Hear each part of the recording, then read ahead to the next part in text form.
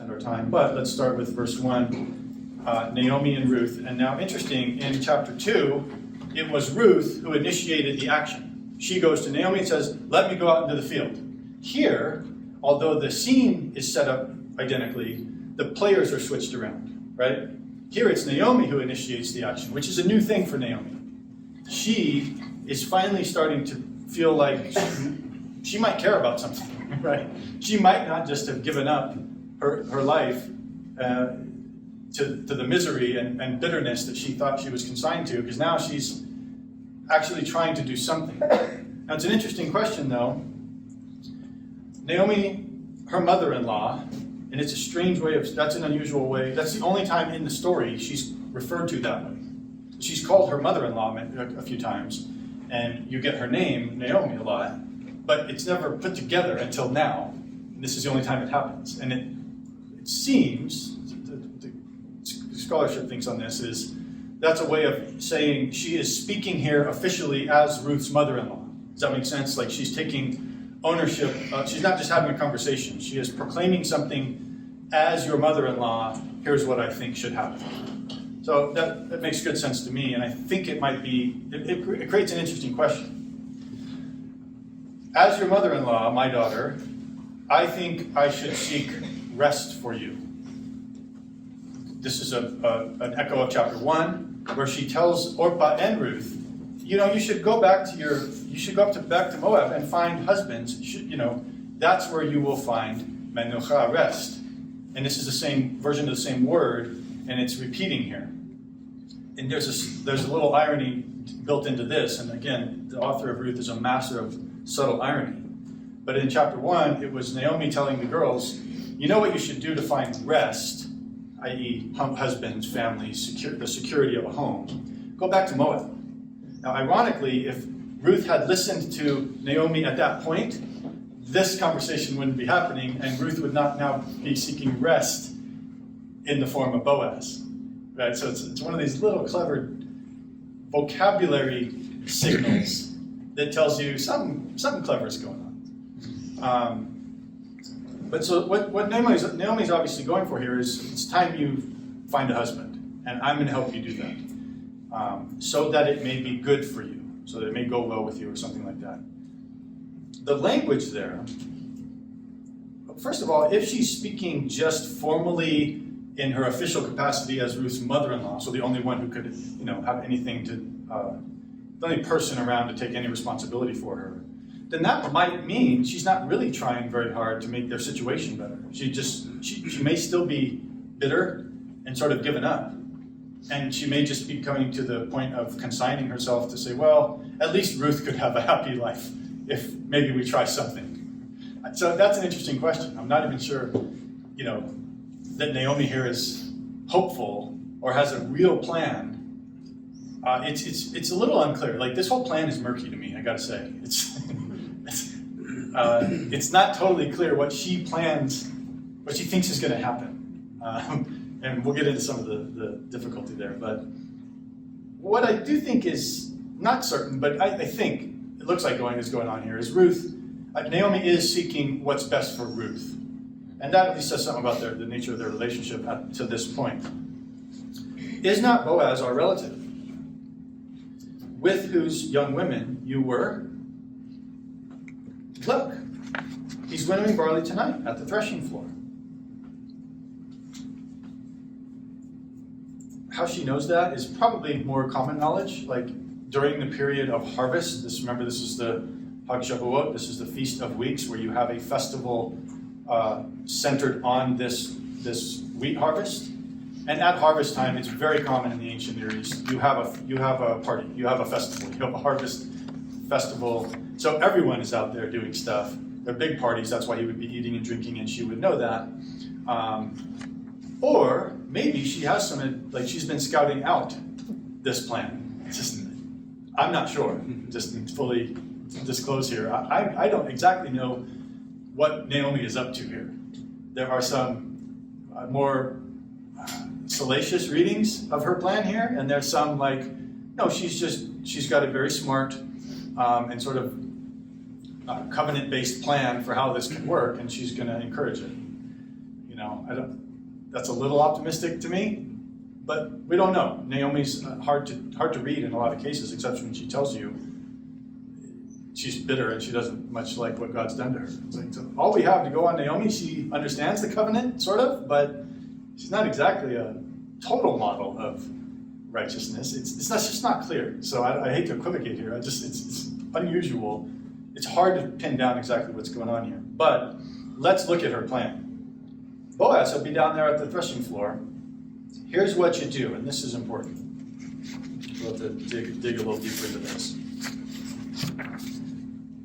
Wash, anoint yourself, and put on your garment, like your dress or your outer cloak. Go down to the threshing floor, but don't make yourself known to the man until he has finished eating and drinking. When he lies down, observe the place where he lies. Pay attention to it. Just scout it out. Then go and uncover the place of his feet. That word's a little tricky. And lie down. And then he'll tell you what to do. Now, I remember the first time I heard Ruth taught in a church when I first became a believer. And it just sounded to me like, oh, it's just this perfect plan to get a husband, and this is how you courted and dated in the ancient world. And it's just part of the romance of Ruth and Boaz. And guys, I got to tell you, that's really not looking to me like that's what's going on here. What it looks like, let's put it this way. If this is any of you wonderful ladies in here telling my daughter some advice for how to get a man, I'm going to have something to say about this plan, right? This does not strike me. In the period of the Judges, right, when the last woman we heard tell of in the story of Judges was abused all night, physically and sexually, died the next morning, and then was cut up into pieces and just sent around like a piece of, like a sacrifice, like literally like an animal sacrifice, right? Women don't fare well in the period of Judges. So I'm not buying that this is just a romantic story of ancient dating customs. It's too, and for other reasons I'll delineate as we keep going, it's too charged for that. And let me bring you some evidence for this cynicism. Wash yourself, okay?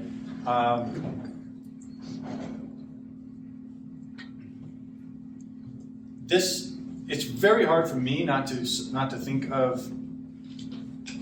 We'll come back to that. We'll come back to Ezekiel 16 because the language here gets us to Ezekiel 16. It's very hard for me not to think of that. But washing and anointing, if you think of this as perfuming,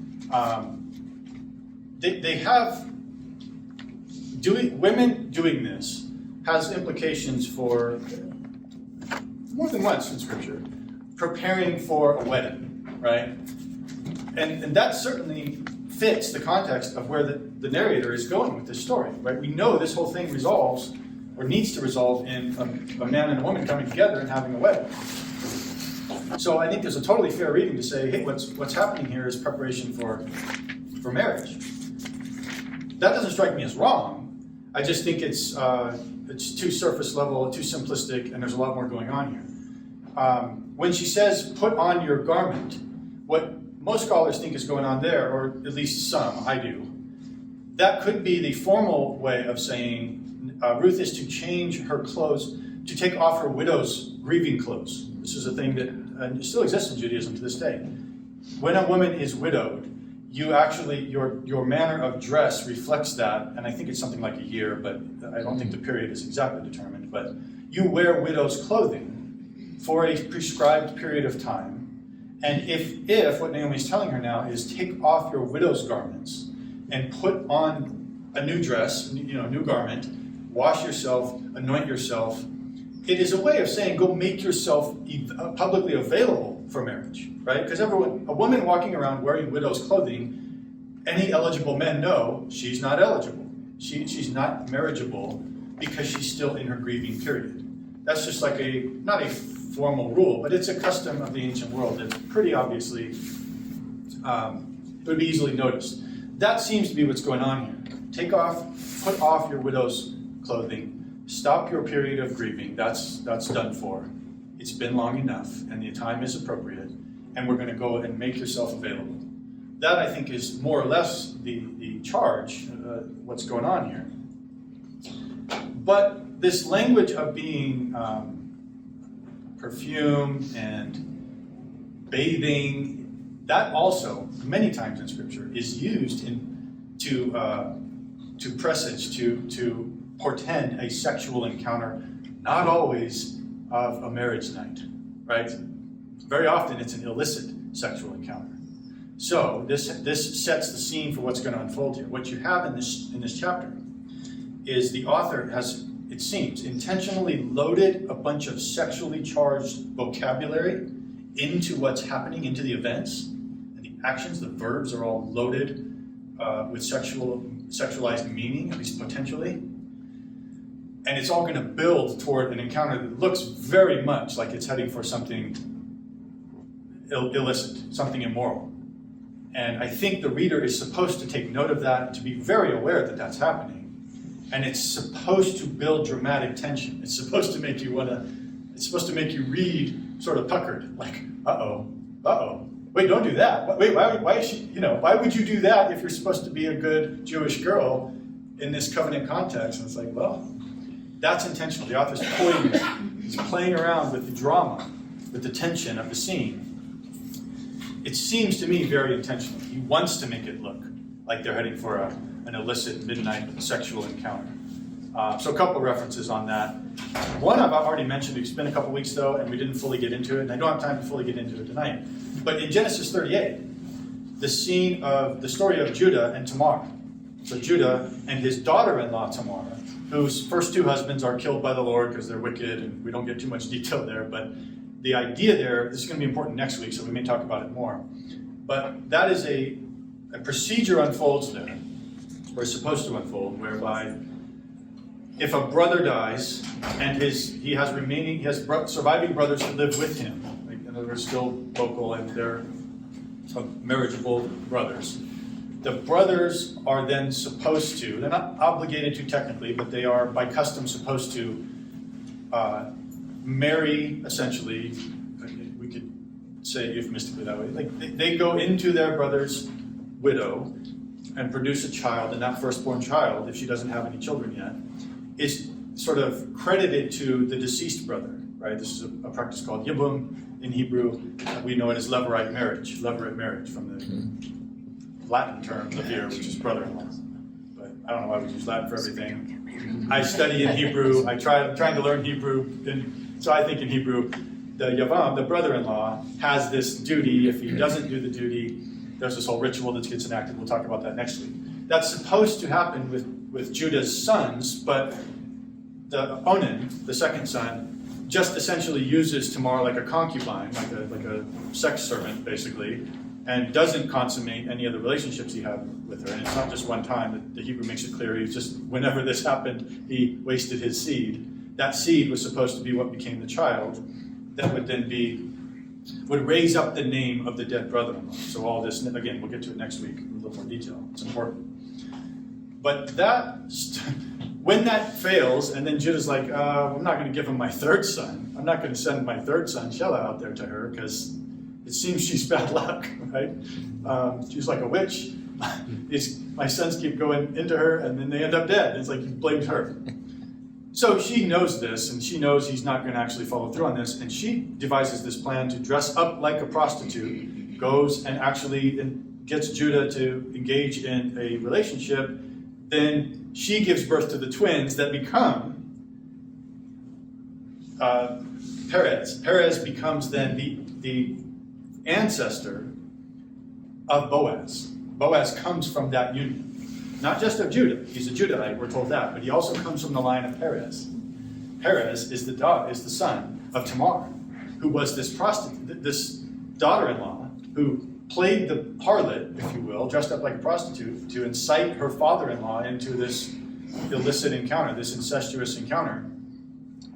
Strangely, to our moral sensibilities in the modern era, she's the righteous one in the story because she perpetuates the family name and carries forward the covenant, right? And she has a mind to carry forward the name, which is a big theological theme throughout the Bible, in a way that Judah was not interested in. And he admits as much at the end of the story. Anyway, all of that's to say, when she gets herself dressed up, some of the same language rings the bell in Ruth chapter 3. Like, oh, it looks like Ruth might be playing the Tamar part here, which is interesting because Boaz will refer to her as my daughter, right? There's a father-daughter dynamic in the vocabulary. And Boaz is not just a Judahite, right? He's from this union he comes from Perez. So Judah in this, Boaz in this story is like another Judah. Ruth in the story is shaping up to look like another Tamar. And that's bad news, because that's a terrible story. Good comes out of it in a way, but it's a bad story. Judah's a pretty bad dude, it appears. And this is one of these brilliant things that the Bible does all the time, but Ruth is a masterclass in. It replays history with new actors, new characters, but they embody the same. Something about them is just reliving these previous characters, and these previous stories are they're actually re-embodied in these new opportunities. And this opportunity will, I think, my argument is going to be, I don't want to jump ahead, but it will reverse and repair the wickedness and the sinister, the sort of negative aspects of the Judah and Tamar story. Right? And this happens all the time, and there's no better example that I know of this technique, this literary technique, that is a way of teaching theology and carrying forward the history than the book of Ruth. So already, right off the bat, I read this and I start thinking, Ruth looks like Tamar, and you've got Boaz as a new Judah. What's going to happen, right? Because if you only have that story to go on, you're not hopeful. But in any case, there are some other examples we could get to, but David and Bathsheba, for one, right? When's the first time he gets sort of the idea that, hey, maybe I'd like to see that girl? What's she doing? Babying, right? It's the same vocabulary. So all these, and I could bring you a few more, but we'll keep moving here because we got more to establish from another story in Genesis, and we're going to focus on that. Okay, so that's what it looks like is shaping up here. It's very hard to read as this story unfolds and not think, uh-oh, this is meant to make us think of a bad sexual encounter coming. So, but Ruth, good daughter-in-law, and in an interesting echo of the language of the Israelites when they received the Torah, all that you say, I will do. Now, I don't know too much, I don't know really what else to make of that, but remember, Ruth, the book, the scroll of Ruth, is read on Hag Shavuot. Hag Shavuot is the festival in Jewish tradition where they celebrate and memorialize the giving of the Torah on Mount Sinai. So when they received the Torah, what did they say? Right? Remember, that was seen as a marriage ceremony being enacted, right? God betrothing himself to Israel. And what do they say? All that you have said we will do. So it's just some curiosity there. I don't know really what to do with that. So, verse 6. She went down to the threshing floor and did just as her mother-in-law had commanded her.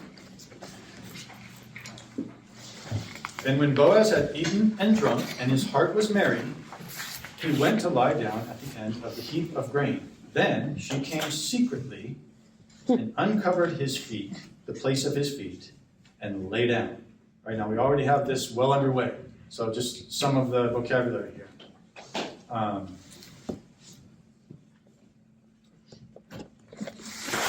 Verse 3 and 4, don't, Naomi uses the language of to know, of knowing. Don't let him know that you're there. The way you say in Hebrew, one of the ways you talk about, in fact, one of the most common ways you talk about intercourse in Hebrew is yada, and he knew her his wife, right? So even that could be heard as a term that's charged for a intimate meaning. Go and lie down, shachav. That's another way of saying, right? You lie with somebody. That's a euphemism for sexual activity. Uncover the place of his feet. In Leviticus, I think it's 18, it's several places, but it's all through Leviticus 18. The way the Levitical law code proscribes incestuous sexual relationships is to use the term uncovering the nakedness of, right? It's the same word. You shall not uncover the nakedness of your father, etc. So the language of uncovering also is language. The point is there's a saturation, a stacking up of vocabulary words here that if you are an ancient Hebrew Bible reader and you're hearing this, it's going to be hard to miss that we're meant to think of this as something very, again, sexually charged. Even the place where Boaz is laying, let me see if I have this right. A heap of grain. Yeah, he's laying by a heap of grain. Even that word,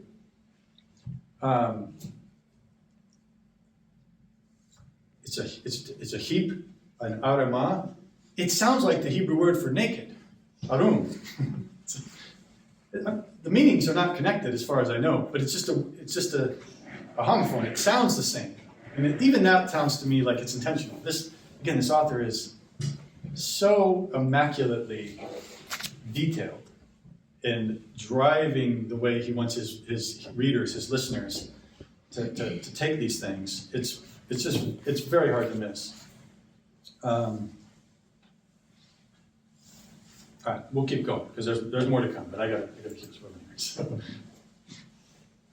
She intentionally waits, as Naomi said, until his heart was good, or he was. There's some other ways to translate that, but that's the most literal. That can be. It doesn't have to be, but it can be a way of referring to being inebriated, which makes sense, all right? You're at a festival. The reason you're down there is a party. You have a meal and a banquet of sorts, I guess. And, you're going to have some wine. I don't think Boaz needs to be understood here to be drunk. And it doesn't seem likely to me, certainly not by the way he responds. It doesn't seem to me he's out of control of his faculties. I'm going to argue it's the opposite. But it's another one of those signals that, is this guy loaded? And she's going to go down there and that's, this is an age-old story. Everybody kind of knows it. So even that, wait till he's had his drink, and he has. So his heart is merry, he lays down at the end of the heap of grain. She comes secretly. One of the things scholars debate over is this uncovering of the place of the feet. There are places in the Bible where uncovering the feet can be a euphemism for intercourse as well. Or to say, when you can refer to the feet as a way of euphemistically referring to the genitals. And so there's debate about, did she actually uncover more than his feet here? Right? And again, I think that's intentional. You're intentionally supposed to think that. I don't think it's necessary that that's what she did. Right? So I want to be very careful. It's not as if Ruth is she's not actually playing the role of a harlot. She's depicted in the story to look like she might be. But there's some scholarship, usually on the more liberal side, who thinks what happened here is Ruth went there, seduced him, and they had a sexual encounter, and that was the goal, to produce a child. I don't read it that way.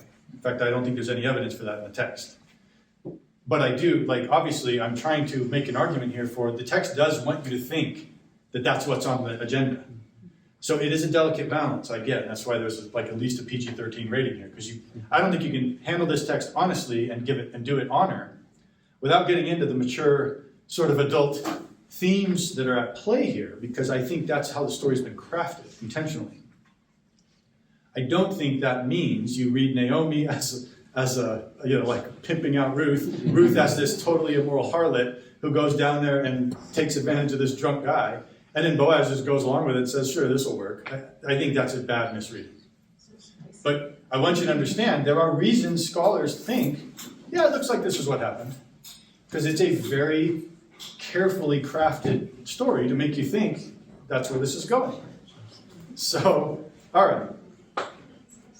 For all of that, verse 8 is really, really a key here. It's a little curious to me, and I don't have a good answer for why this is. Some theories that are half-baked, but the narrator switches now to, instead of referring to Boaz and Ruth, he just calls them the man and the woman. That's a little odd. Maybe it's normal. Maybe there's a better reason than I've figured out. I have a suspicion that some of what's being accomplished in this encounter is meant to take us back to the Garden of Eden, to Adam and Eve. And I'll get to that in a moment. So I think the switch from their named, right, from naming them to referring to a generic man and woman might be a signal that you're supposed to think archetypally here. It's not just Ruth and Boaz living out this story. It's a story of Adam and Eve replayed. Again, getting back to the redemption and the repair theme, the motif, the way the author will rewrite history, and as the new history plays out, it repairs the old version. I think there are some reasons to believe that's going on in this story, and maybe the switch back to generic man and woman language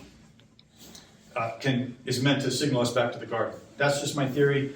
I do not assert it as a doctrinal fact. I'm not even sure of it myself. I'm a little hesitant to say that's what's going on. But I don't know why. He would just all of a sudden say, at midnight, so let's get into verse 8. At midnight, the man trembled, what the word usually means. But we don't know exactly what's happening here. Translations very different on how they translate this. He got cold and he shivered, possible. He was startled, seems more possible to me that that's what's going on. We just don't know, but the Hebrew word means to tremble. And he turned over, or he reached out, or again, it's very hard to know what this means. There are some rabbinic readings of this that get awfully graphic. And when they say it has something to do with Boaz being, let's just say, aroused. Again, Midrash rabbis, they sometimes read things so imaginatively that you appreciate the imagination and the thought process, but it's like, come on, really? Are we going to read that into it? I couldn't rule it out, but we don't know exactly what's going on. But to me, it's not the key point. He trembled, he turns over, reaches out, and then you guys know, and a pet peeve if you have a translation that doesn't include this, but v'hinei, and behold. Right? You know I love this stuff. I love the old archaic. I wish we could retain this because it really is important to the way the story is told. Remember, this goes back to chapter 2. In chapter 2, Ruth goes out to the field, and what's the first thing we hear? V'hinei, and behold, Boaz just shows up, right? It's a way of signaling surprise, the suddenness of an encounter. It's the language of chance sometimes. In this case, it's more just suddenness and surprise. But it's a sort of there's a shock value to it. It infuses excitement into the story. It gives the language of revelation. Something's being revealed. Behold, a woman standing at his feet. This is part of where I craft my maybe cockamamie theory that Adam and Eve may be in play here. Adam is put into a deep sleep, like a sort of death sleep. And this is not all supported by exact grammar and vocabulary links the way I'd like to operate, but conceptually, think about it. Adam goes into this sleep. God fashions Eve from his side, like there she is, and imagine him waking up, right? I read this scene in Ruth, and I hear the language that describes Boaz, and I think of Adam. Hey, a woman. In that case, it was the first one, so that's even more awesome. But this is just as awesome, right? In the theology of the book of Ruth, I think it's the same point. Behold this. It's amazing what's happening here. I really support that in a thesis? Maybe not. It's how my imagination gets triggered when I read it. So I just want to put that to you. But another possible And this one very much more stronger. Intertextual connection is Proverbs 7 and verse 5. So you can turn there if you want. I'll read it. Oh, sorry, it's not verse 5, it's verse 10. But the section of Proverbs 7, verse 5 through 10 is where you read about this forbidden woman, right? That's sometimes called the foreign woman or the adulterous woman. She's a famous sort of character in Proverbs. She adorns herself, plays the harlot, dresses up like a prostitute, plays the harlot, right? And then goes looking for simple-minded, unwise young men to seduce. And the language for that in Proverbs 7, verse 10 is exactly the language of Ruth chapter 3. And behold, a woman. I think that's an important intertextual link. And the author would have known this. It's interesting also, in the Jewish ordering of the scripture of their Bible, in the Tanakh, Ruth is not positioned between after the book of Judges and before the book of Samuel. It's positioned immediately after Proverbs. We'll get to this, but I think there's an intentional comparison going on. Throughout Proverbs, there certainly is. You have this immoral woman, the foreign woman, right? Nochriah, which is the way Ruth referred to herself, to Boaz in chapter 2. Why have you noticed me when I am a foreigner? I am a nochriah. That's the same word used throughout Proverbs to refer to what we usually translate as the immoral woman or the adulterous woman, but it's just a foreign woman.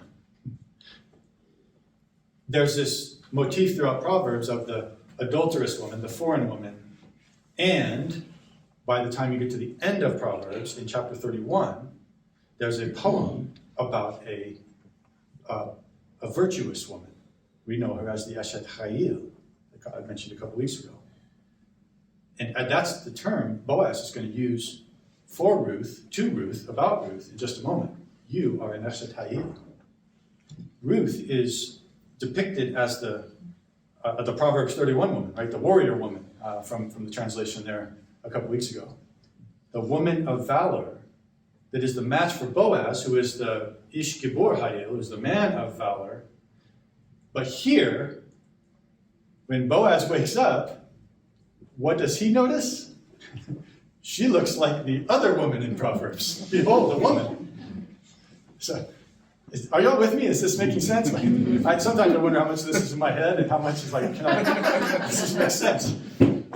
It's just brilliant construction and storytelling, but you got to dig a little for it. But that language is certainly directly paired with Proverbs 7. Behold, the woman. That woman, as a prostitute, tempts young men away from the path of wisdom, from the path of righteousness and the fear of Yahweh. So I have a hard time reading this story in Ruth and not thinking we're supposed to think about that woman. Boaz wakes up, sees this, and this is the response. Behold, a woman. But Boaz's response is everything, and this is the fulcrum of the whole thing. Whatever Naomi had planned, I don't know. I don't know if she had worked out a plan with Boaz somehow. I doubt it. Possible. I don't know if she had just I don't know. But remember what she told Ruth. Go do all this, which Ruth does to a T.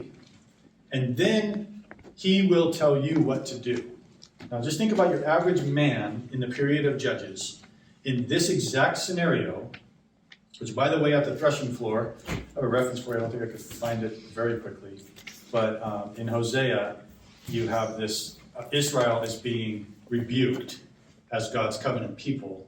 And instead of being loyal to him, they have played the harlot, which is the theme of Hosea. That's the whole motif of Hosea, who marries a prostitute to make this point. Yahweh has married Israel, but here's what they've done. And in making that point, there's language of them making themselves ready and going down to the threshing floor to play the prostitute, to go whoring, as you might say in the old King James. All this seems to be at work here. Any man in the period of Judges, just playing the percentages, who is in this situation, had a little bit of wine, been a party, laying down out there, wakes up with a woman next to him who has done something to his garment that has revealed some part of him. And the purpose for which she seems to be there is going to be interpreted as, and then this generic man of Israel in the period of Judges is going to do what? Right? All that he will tell you what to do. I mean, come on. I don't want to get graphic here, but what do you think a guy in this situation, playing the percentages, is going to tell her he would like her to do? It's all heading toward a very steep cliff, and it appears very quickly. But verse 9 really is the thing that saves us from all that, right? It's remarkable.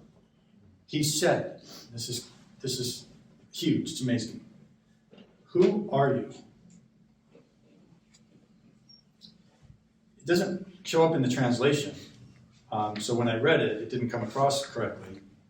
But when Ruth gets back to the house, in verse 16, she comes back to her mother-in-law. Naomi says to her, and most translations say something like, how did it go? It doesn't. It says, who are you? Now, the translations change that because it's weird. Like, what do you mean, who are you? It's your daughter-in-law. You just told her to do that. She doesn't not recognize Ruth. It's a weird thing. So the translations just smooth it out. And they're like, well, she just means, how did it go? But that's not what she asks. She asks, who are you? And it picks up, and connecting back here to verse 9, when Boaz asks Ruth, who are you?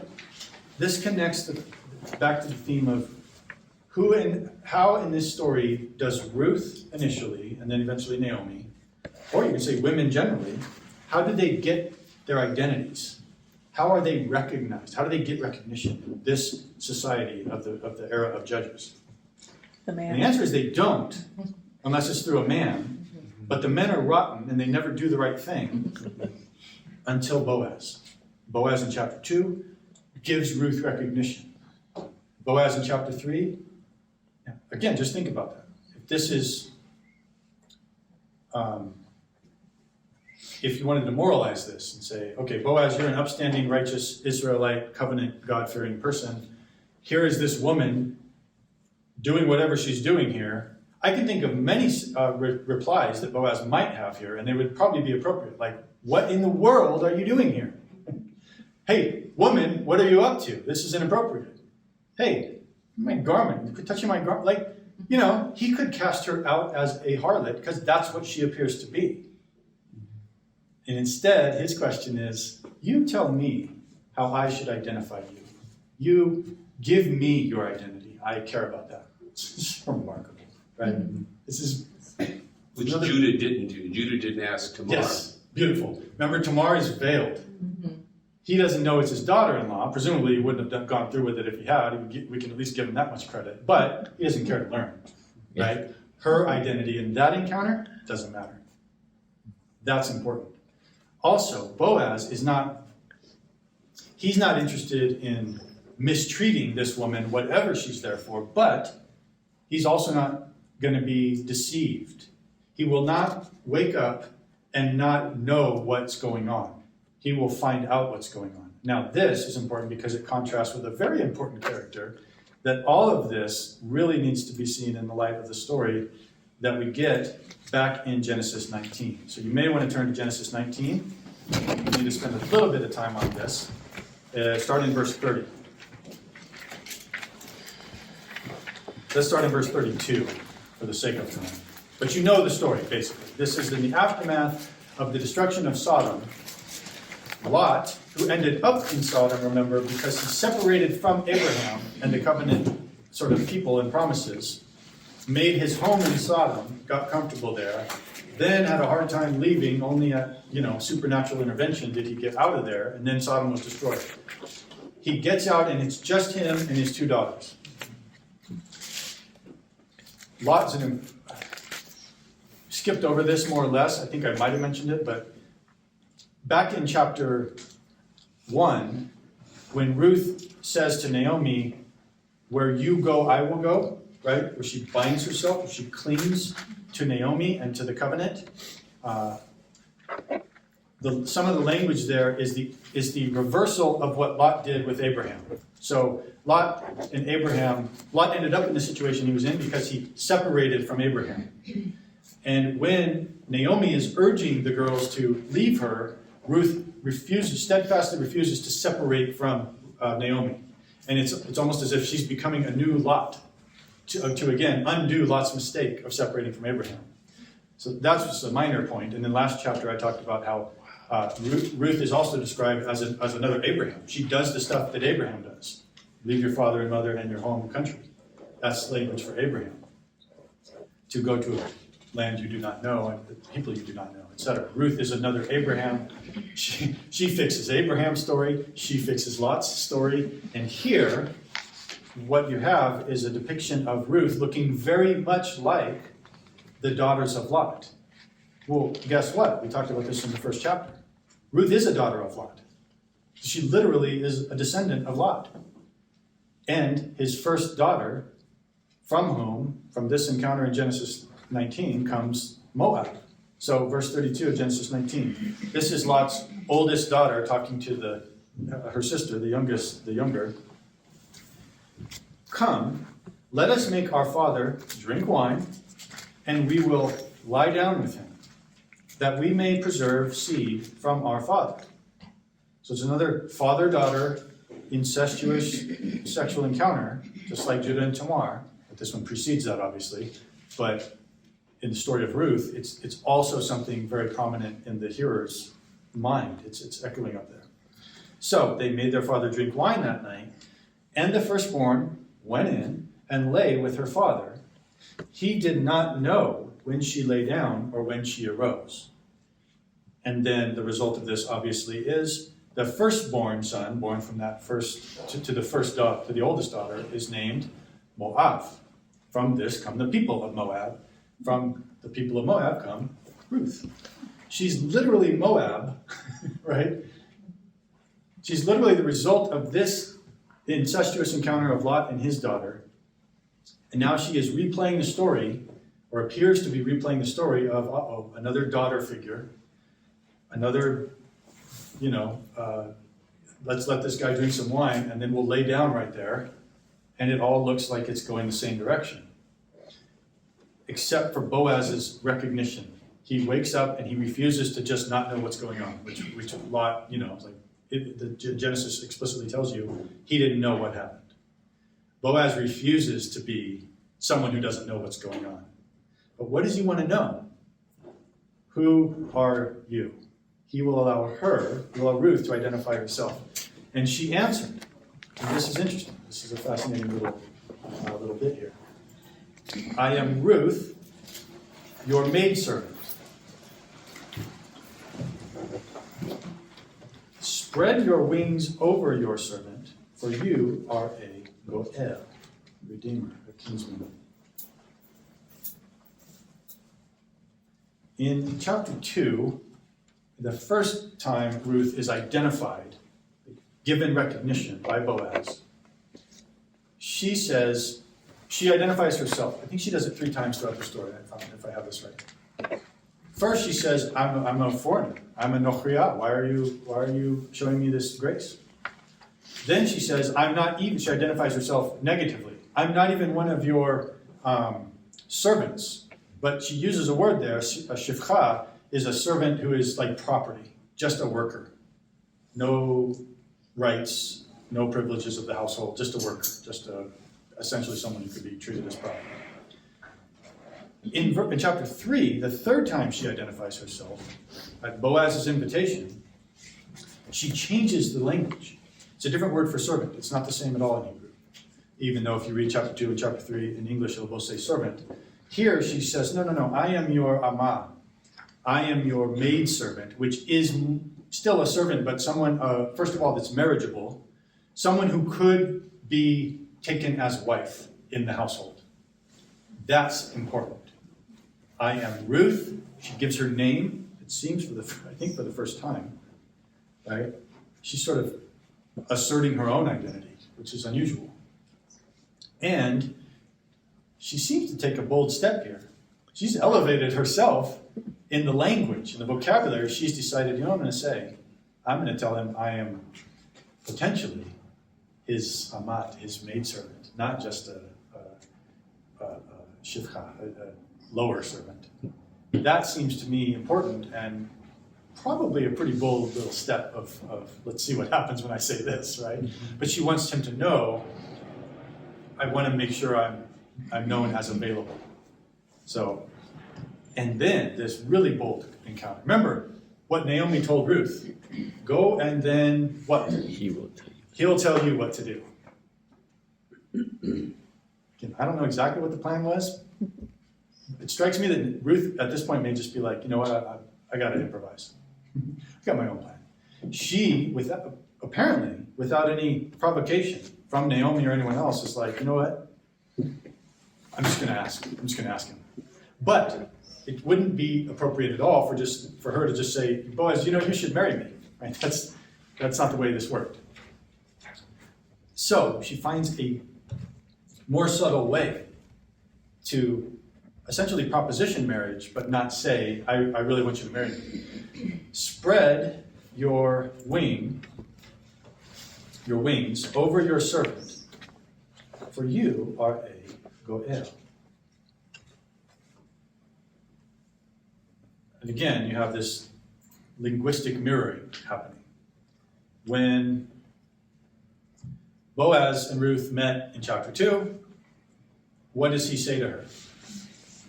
I've heard about you and and the kindness you did for your mother-in-law and how you came to, where is it? Verse 2:13. No, not 13. Sorry. 2:12. Yahweh repay you for what you have done, and a full reward be given you by the Lord, the God of Israel, under whose wings you have come to take refuge. Boaz, who pronounces a blessing on Ruth that she might be repaid by Yahweh because she's come to put herself under Yahweh's wings to take refuge. And here, what does she ask him? What does she ask of Boaz? You should spread your wings over me. You should be my refuge. So I'll go back to something I talked about last chapter. Whose wings are we meant to think about here? Yahweh's, and the term, this is the language of covenant protection, covenant bond, or Boaz's wings, who she's saying, you know, you will be my covering. And you'll know if you're paying attention. Ingrid wasn't even here last week, and she knows the answer is yes. Boaz is the agent of Yahweh. He is the embodied act of Yahweh, the embodied grace of Yahweh in the story. But what's clever is that Ruth has flipped that on him. Thanks for the blessing and the well wishes that Yahweh, right, will be my covering and I'll come under his wings. But I'm going to put you to the test. I'm paraphrasing this. She would have never said it this way.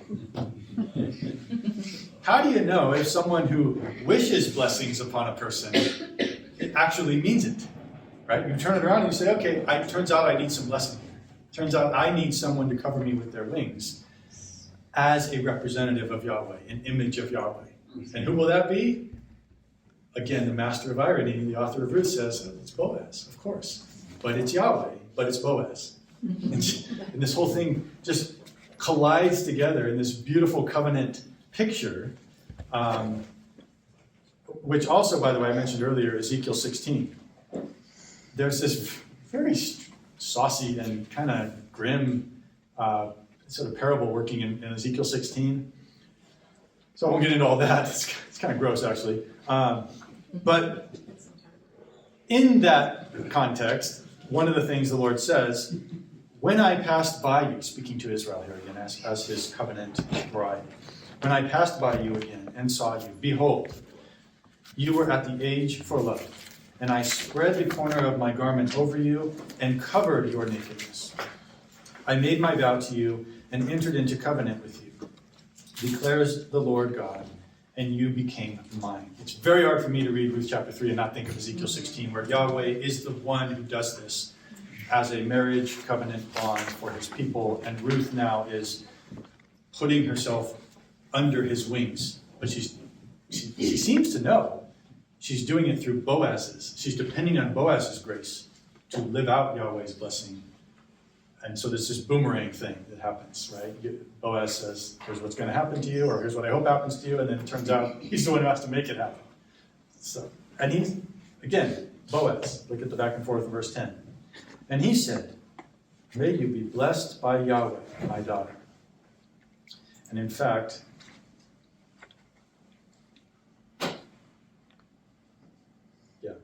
this is one of the features of Boaz when you encounter him, his dialogue throughout the book, he speaks the name of Yahweh a lot. Like, the name of the Lord is on his lips a lot, more than anyone else in the story.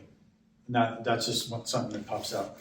May you be blessed by Yahweh, my daughter. You have made this last chesed greater than the first, in that you have not gone after young men, whether poor or rich. It's not totally clear to me if he thinks the Hesed is toward him, is an act of kindness done to him because he's an old guy and she could have had a young guy. That seems sensible. It also seems to me he understands this as an act of, say, a loyalty, loving loyalty to Naomi, right? He knows she's here in some sense on behalf of Naomi. And that almost, part of that, it seems, is triggered by the fact that Ruth says, you're a Goel. You're one of our redeemers. Naomi didn't mention that to Ruth directly at the beginning of this chapter. She mentioned it in chapter 2, but she didn't seem to be part of her plan. I'm not clear totally, but it seems to me Ruth came up with the idea that, oh yeah, he's a Goel. Maybe I'll try asking him this. She enacts the Goel language. And that's a little bit strange. We're going to have to cover this more next week, but the institution called Geulah, redemption, the redemption laws of the Torah, they don't tend to apply to marriage. It's a little bit odd for readers who think, oh, he's a redeemer, so when she says marry me, she means redeem me. But marriage and redemption don't really go together, not in the way the Torah prescribes this. So it's a little bizarre, and it takes some work to unpack. We'll do most of that next week, but it's just, redemption usually has to do with land, right? You lose land, you can purchase it back if you are a kinsman of suitable means, and you wish to. And that is called Ga'al. That's Geulah. That's redemption.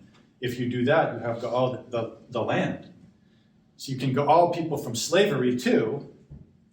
You don't do that by marrying them. You just purchase them from the person who has bought them, and you bring them back and give them their freedom. It's a little strange. The story has all of a sudden seems to merge redemption language and this attempt to create a marriage bond, and that is not normal in the way the Torah lays out redemption laws. So it takes some explaining, and at this point it's a little bit unclear. Just what are we supposed to be thinking is exactly happening here? But whatever the case, Boaz recognizes in Ruth, she's done a chesed. Maybe to him, maybe to Naomi, not sure, it doesn't matter. The point is that word, chesed, and I use it. It's one of those things I'm just going to try to bring back, by sheer force of will, if we can, because there is no way to translate it in English that gets it right. There are good options. The New Testament uses like 5 or 6 different Greek words. When they mean chesed, it could be grace, it could be mercy, compassion, all sorts of things, and they're all right. I like loving kindness, the way I think the old NASB translates and the ESV.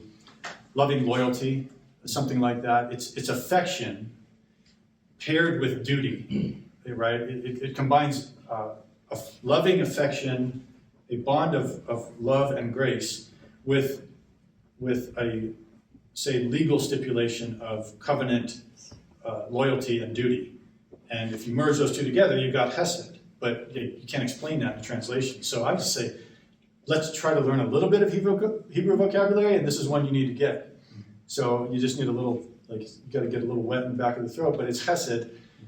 There's no way to translate it, but it's an important covenant word. It essentially refers to Yahweh's loving loyalty in the covenant with his people. For Boaz to recognize that is how Ruth is identified, it really does a lot of heavy lifting to tell you why he is responding the way that he is. And now, verse 11, my daughter, do not fear. I will do for you all that you ask. For all my fellow, this is weird, all the gate of my people is how it reads, but it just probably means like the elders. The gate is where the elders and like the leaders of the town meet. So it's probably something like, it's often assumed, and I think probably correctly, but we can't prove it, that Boaz is like the leading elder in the city in Bethlehem. I think that's likely, but I can't know for sure. But this may be a way of saying, all my guys will vouch for you, right? Now, why would they vouch for her? Why would they know this? The whole gate of my city know that you are a Eshet Chayev, a woman of valor. Why would they know that? How would they know that? Who has introduced Ruth to anybody at this point, and how is Ruth understood in Bethlehem? If we take our cues from the earlier portions of the story, it's like, well, she's not. Or she's just a Moabite woman, or here it would be really bad. She just looks like a prostitute of Moabite extraction, and none of those things are good. My theory is because Boaz has told everyone. Right? He met her in chapter 2, and he's like, hey, you guys, I got to tell you about someone. Right? How would they all know she is an Eshet Chayil? Appears to me Boaz has been spreading the word. That's interesting to think about. We don't know for sure, but that's Boaz's affirmation. You are an Eshet Chayil. And now, and this is like, you want the chapter to end here. Right? And then Boaz slides a monkey wrench in the whole thing. And now it is true that I am a Goel, yet there is a Goel nearer than I am. Man. Right? But remember, this author is a master storyteller. And this introduces a plot conflict. You thought we were this close to resolution, but dun dun dun. Drama, right? Tension, anticipation, wait, something could, let's say not even something could wreck this plan. Let's say it even more neutral than that.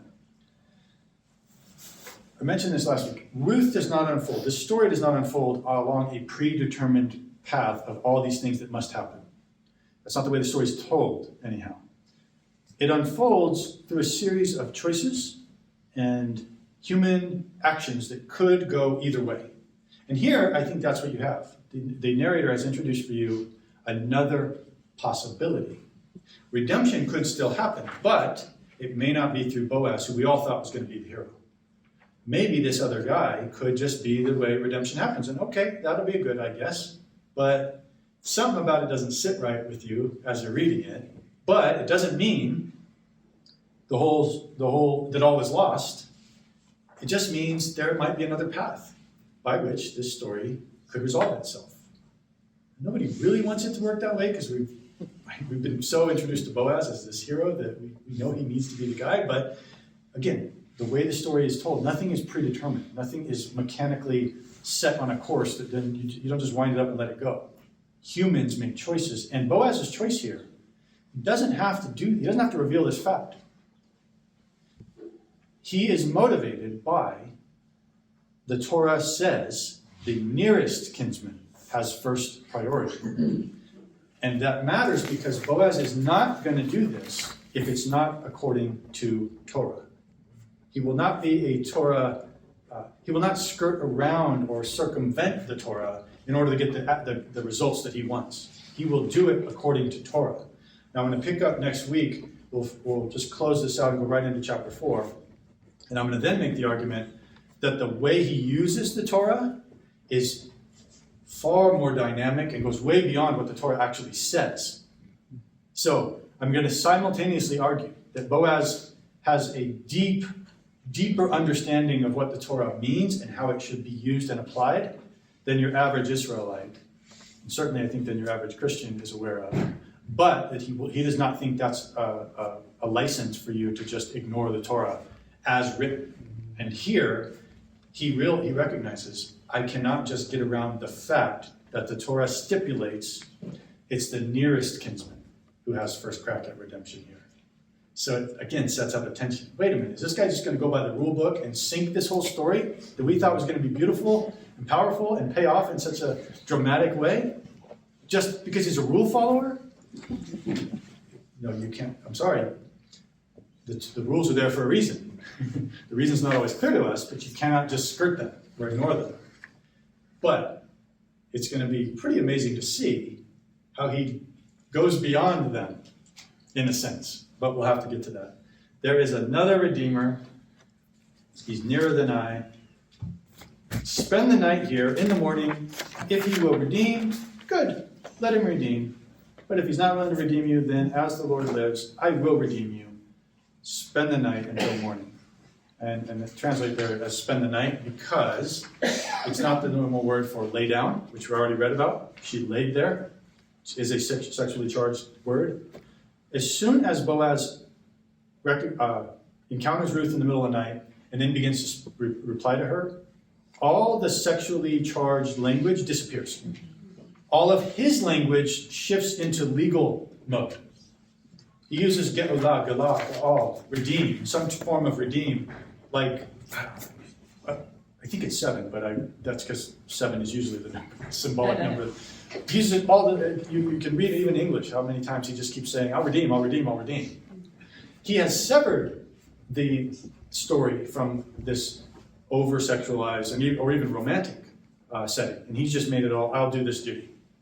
So that can be unsettling if what you wanted was a romance story, but it maintains his integrity.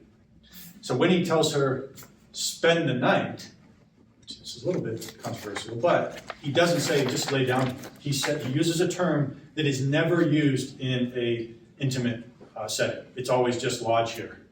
Find lodging and spend the night, like rent a room or come in and someone gives you hospitality. Just spend the night. He's being hospitable. He is not saying, snuggle up. And even that is a way of diffusing the whole tension that's been built. So as we started off, you're like, it looks like it's heading for an immoral, illicit sexual encounter. And as soon as Boaz has anything to say about this, he strips all of that language and just goes into the language of, I will do what's right. I will take care of you. I will fulfill my responsibilities. And in the morning, she lay at his feet until morning, verse 14, but arose before one could recognize the other. And then he said, it's not clear who he says this to. It doesn't seem to be Ruth. He could be praying. It could be servants nearby or whatever. We don't know, but let it now be known that the woman came to the threshing floor. The woman. Strange little detail. Again, I wonder, but I'll leave you with that.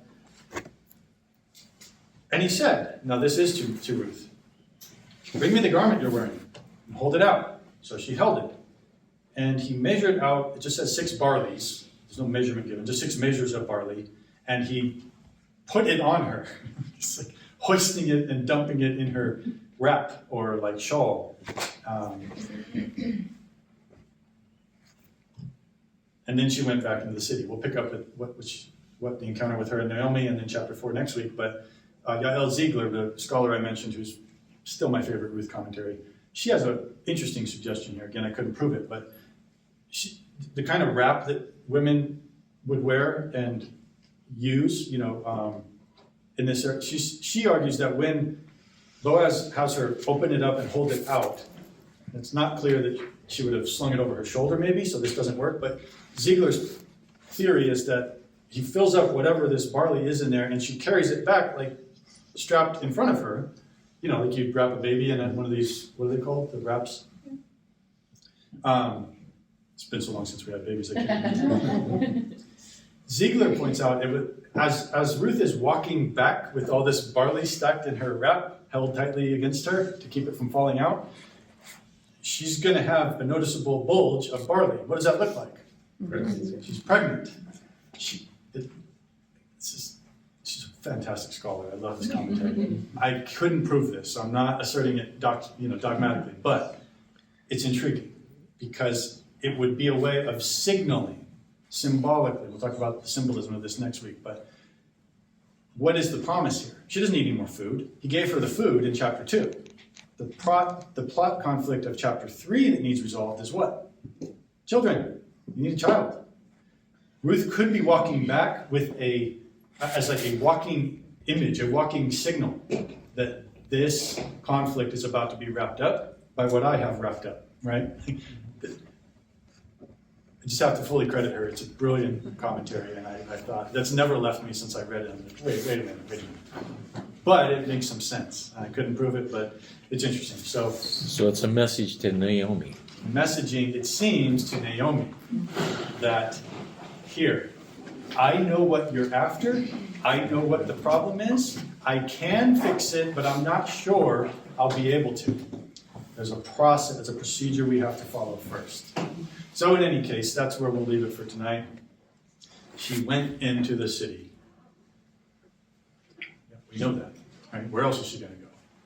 But in chapter 4, Boaz is also going to go into the city. You get the sense that the stories are now on two parallel tracks. Ruth goes back to her house in the city with Naomi, but concurrently, at the same time, Boaz is already up and on his way to the gates of the city, and he's going to get some work done. So that's just where we'll leave it. But any questions of that? We went a little long here because I wanted to get us through chapter 3 so we could not miss anything in chapter 4, but go ahead. The way you described, or tried to describe, Hesed, it sounds like marriage. I mean, you have an affectionate relationship that's Yes. bound in a legal way.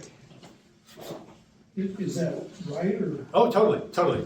So Hesed is, the way to say it is Hesed certainly applies to marriage. It is maybe the best illustration of what Hesed looks like in human life.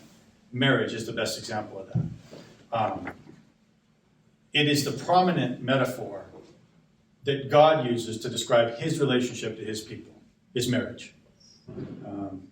So Hesed is totally appropriate, and no place in human life more meaningfully reflected than in what marriage is supposed to look like. So yeah, you're absolutely right. It's very often used to describe either Yahweh's love for his people in their covenant bond, which is depicted as a marriage, or marriage itself. The relationship of human, the institution of human marriage is supposed to reflect chesed in a way that gives it its theological meaning as well as just its social importance. But yeah, you're absolutely right. It's my favorite metaphor to describe most of my theology. It's marriage. Any other comments, questions? We'll wrap up, close down, say all right, let's you guys get out of here. Okay. Thank you, Lord, for your wisdom and the beauty and meaning built into the scriptures. We probably miss a lot, and I pray that we're not taking more than we should. But the things that we've seen here, may you put them into our hearts and help us meditate on them and reflect on how we can bring them into our lives as we serve you and build up your body. So thank you for the time, and may your Spirit be at work even as we go. Bless us as you dismiss us. In Christ's name, amen.